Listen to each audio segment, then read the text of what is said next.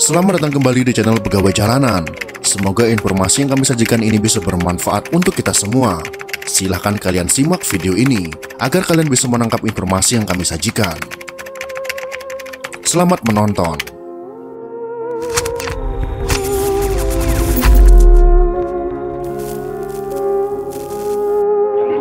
Untuk menjaga kepelihara agar dalam negara muda yang berdaulat harus ada hukum dan ketertiban dan harus menjadi tempat bagi setiap orang tak memandang bangsa atau agamanya.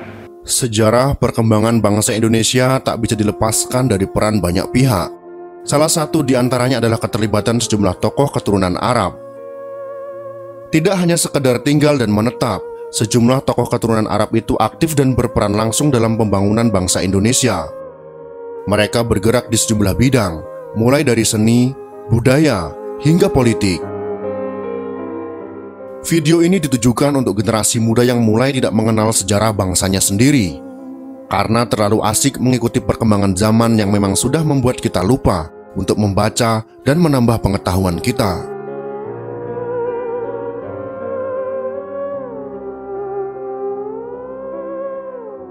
Mungkin di antara kalian ada yang tidak mengetahui bahwa banyak keturunan Arab yang berjasa untuk bangsa ini. Sebenarnya bukan hanya keturunan Arab saja yang berjasa, tapi semuanya terlibat.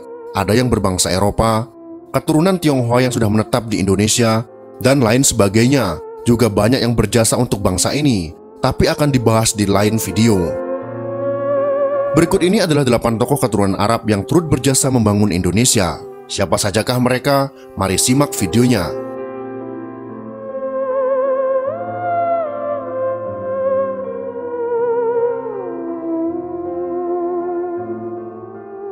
Raden Saleh.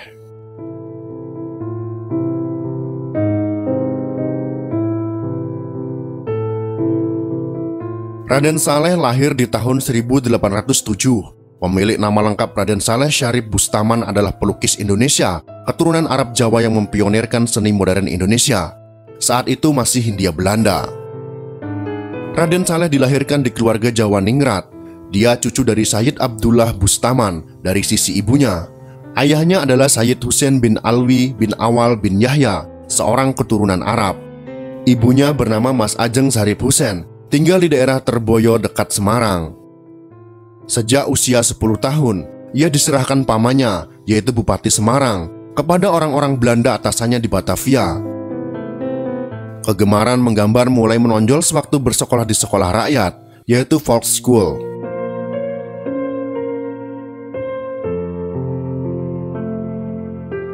Keramahannya dalam bergaul memudahkannya masuk ke lingkungan orang Belanda dan lembaga-lembaga elit Hindia Belanda.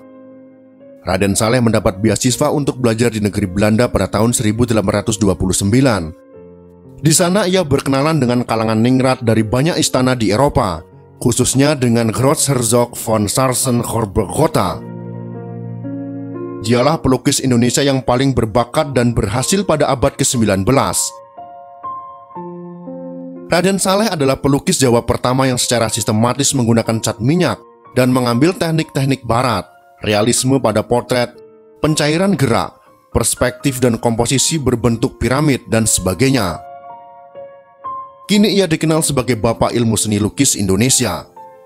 Pada Jumat pagi tanggal 23 April 1880, dia jatuh sakit. Hasil pemeriksaan diketahui bahwa aliran darahnya terhambat karena pengendapan yang terjadi dekat jantungnya. Pelukis ini meninggal di Bogor tahun 1880 dan dimakamkan di Jalan Bodongan, kini adalah Jalan Pahlawan, bersebelahan dengan makam istrinya, yaitu Raden Ajeng Danurejo, putri dari Kesultanan Mataram.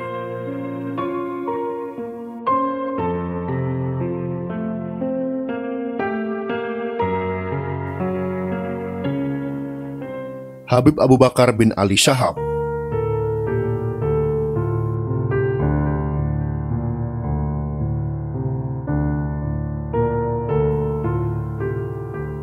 Habib Abu Bakar bin Ali Shahab adalah tokoh keturunan Arab Indonesia yang aktif dalam pergerakan dan pendidikan Islam pada masa pra-kemerdekaan Indonesia.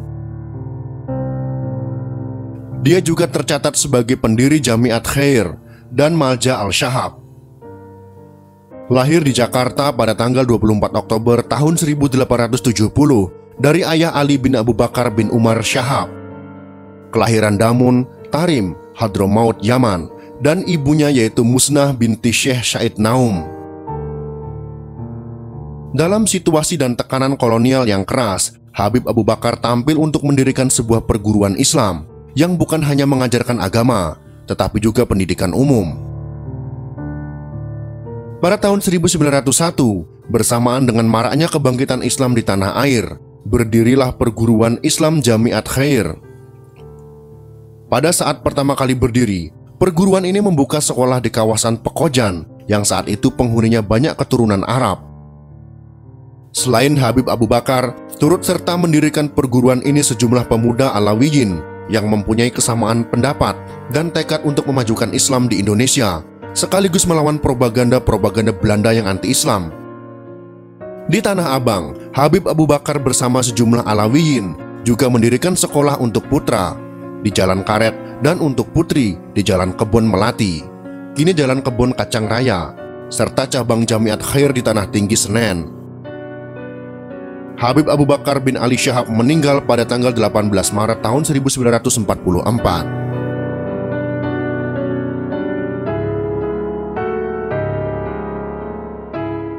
Abdurrahman Baswedan.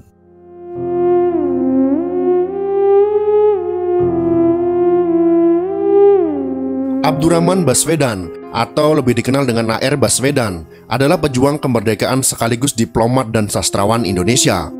Beliau adalah kakek dari Anies Baswedan yang sekarang sedang menjabat sebagai Gubernur Jakarta menggantikan Basuki Cahayapurnama atau yang lebih dikenal dengan Ahok.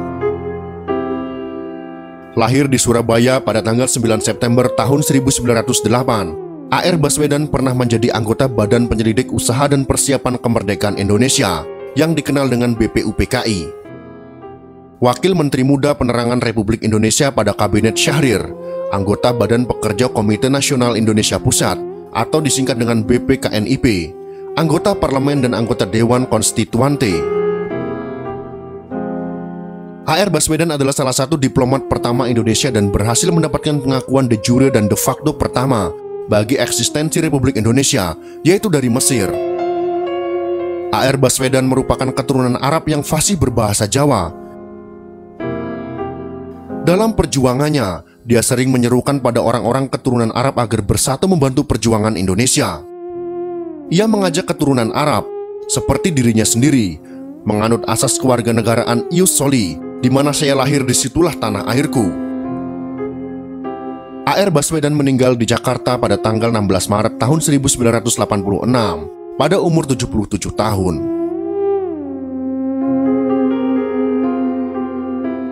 Faraj bin Said.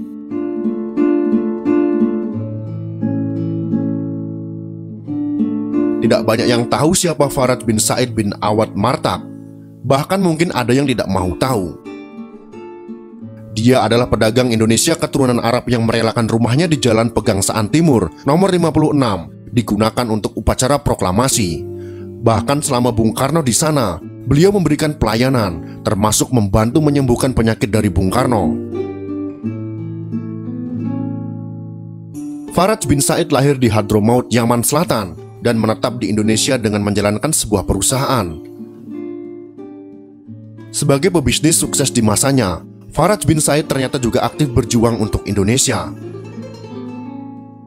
Atas jasanya itu, pemerintah Republik Indonesia kemudian memberinya ucapan terima kasih dan penghargaan kepada Faraj bin Said Awad Martak ini.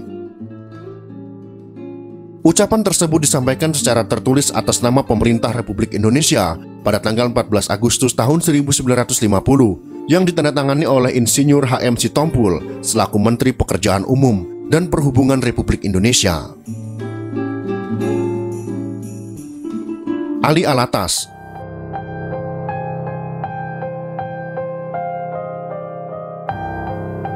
Ali Alatas adalah diplomat Indonesia yang pernah menjabat sebagai Menteri Luar Negeri Republik Indonesia, yaitu pada tahun 1988 sampai dengan 1999 pada era Presiden Soeharto dan B.J. Habibie. Hingga wafatnya, pria kelahiran Jakarta pada tanggal 4 November tahun 1932 ini menjabat sebagai utusan khusus Sekjen PBB untuk Myanmar, utusan khusus Presiden Republik Indonesia untuk masalah Timur Tengah dan Ketua Dewan Pertimbangan Presiden.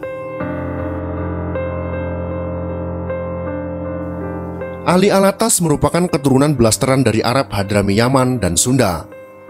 Alex, begitu dia akrab dipanggil, menikah dengan Junisa, dan pasangan ini dikaruniai 3 orang anak. Sebagai diplomat, ia akrab kepada semua kalangan, baik pejabat maupun petugas keamanan. Ia dilaporkan biasa mengobrol dengan petugas keamanan di PBB sewaktu merokok di luar gedung.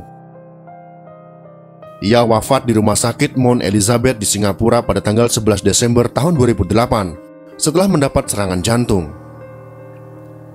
Jenazahnya dimakamkan di Taman Makam Pahlawan Kalibata dengan upacara militer dipimpin langsung oleh Presiden Susilo Bambang Yudhoyono.